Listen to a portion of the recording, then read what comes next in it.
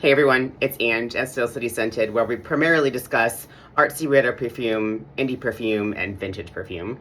Thank you for joining me for another fragrance freestyle. Hope everyone's kicking it, killing it, all the things. Today I figured, because it's finally the first signs of spring, hallelujah, we discuss something a little bit spicy that really works, I think, well in the heat. You could, of course, wear this in the cold, but man, does this come alive in the warm weather. So, from the House of Olympic Orchids, we have Gujarat. This is a city in India, for reference, and it is probably one of the most unique, spicy, tenacious fragrances I've ever put my skin on. So, per usual cadence, I'll walk through the house history briefly, the notes of this perfume, where I'd wear it, and then comparables. But as usual for my videos, foreshadowing, there's really not anything. So, Olympic Orchids is a house, and I'm reading from her website, the About Us. It's Orchid Scents, OrchidScents.com. So Dr. Ellen Covey is the perfumer. She teaches at University of Washington. I don't know what exactly she teaches.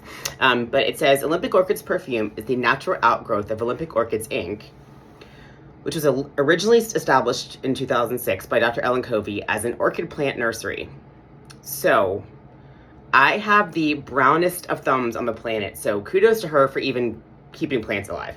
The perfume business was established in 2010.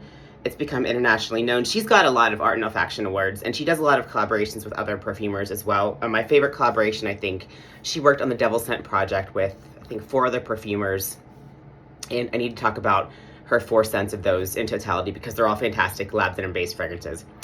She says all of fragrances are designed, formulated, hand manufactured, bottled, and packaged in-house.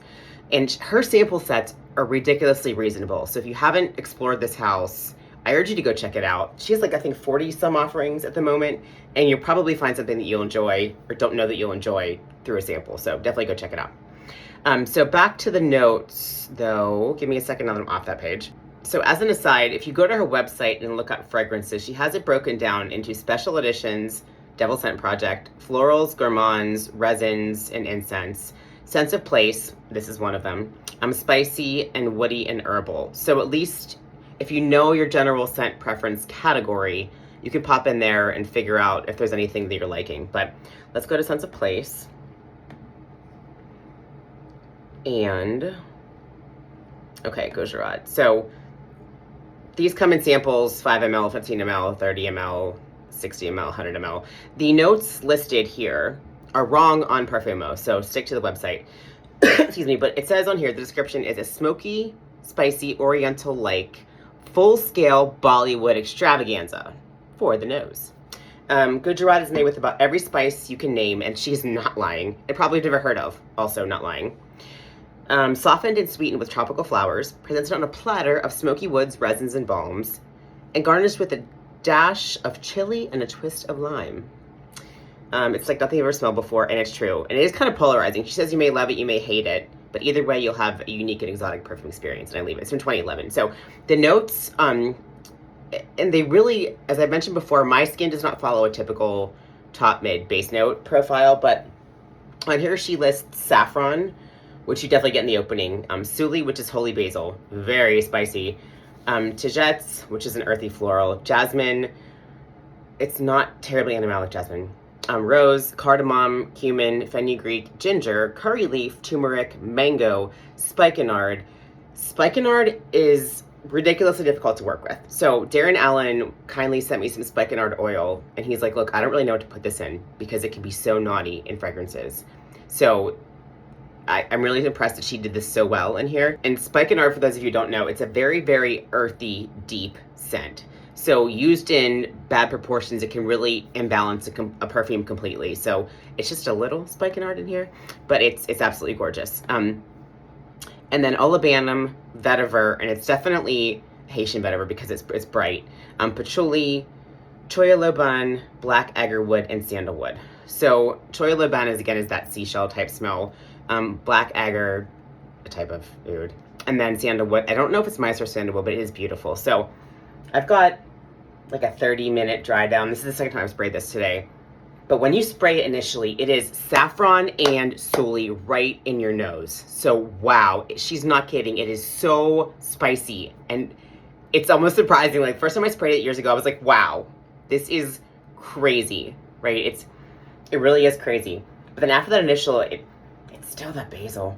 But it goes through the tagettes, and on my skin, every note that she mentions comes across, minus the soli, not overpowering, right? So the florals are well blended, and then all the spices you think of when you think of India. I've never been to India, but people that I've mentioned, people of Indian descent, tell me, again, the cardamom, cumin, fenugreek, excuse me, ginger, turmeric, all of the, like mango, those are used in a lot of Indian cuisine. So if you're familiar with those scents from cooking, or if you want to smell those, go to an Indian grocery store, check them out. You may be able to get an appreciation for those scents that may be in this fragrance just by going and trying that. But they come alive so well in the heat.